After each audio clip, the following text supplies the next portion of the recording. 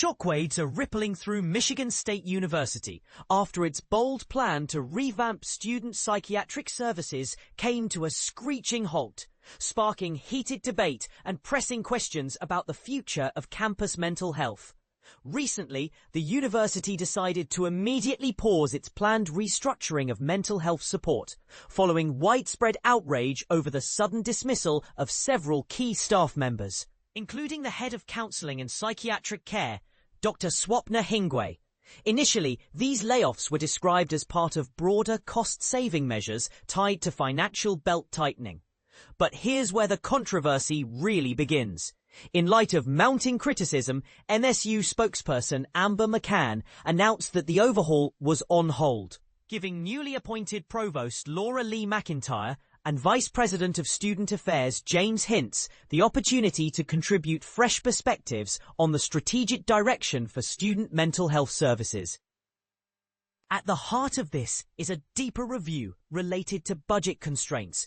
Remember, MSU President Kevin Guskowitz already signaled a hefty 9% reduction in the university's general fund. These financial decisions aren't just numbers on a ledger. They have direct, tangible effects on the resources students depend on during difficult times. And this is the part most people miss. While the university promises that psychiatric care will remain available throughout this transitional moment, there's still ambiguity about what comes next. Will students and patients have a meaningful voice in shaping new policies? No official timeline has been shared for reaching a final decision, or whether those directly affected will be invited to weigh in. This lack of certainty has fueled frustration and anxiety among many community members. A petition that quickly gathered close to 1,500 signatures illustrates the depth of concern among students and supporters. Advocates say the sudden changes risk breaking apart the integrated model of mental health and trauma care many depend on. And they criticize the university for not being fully transparent about its rationale or future plans. Questions linger over the interim executive director's responsibilities, as well as about the sustainability of psychiatric services at MSU as leadership reassesses its next steps. However, there's another angle to consider, and here's where opinions might really start to diverge.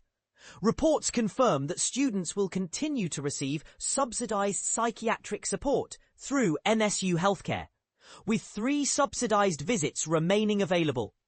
According to spokesperson McCann, a transition plan is in place, but confusion surrounds whether students will have to routinely adjust to new psychiatrists, including claims surfaced by student mental health ambassador Megan Fuller that care continuity could be interrupted every 3 months. The university says it's not fully aware of such concerns, which leaves some wondering whether communication gaps persist between administration and students. So what do you think? Should universities prioritize financial solvency, even if it risks destabilizing essential student support? Or is integrated, consistent mental health care so vital that budget cuts need to be reconsidered? Share your thoughts below. Would you accept frequent changes in your psychiatric care provider if it meant access was preserved? Or do lasting relationships with trusted caregivers make all the difference?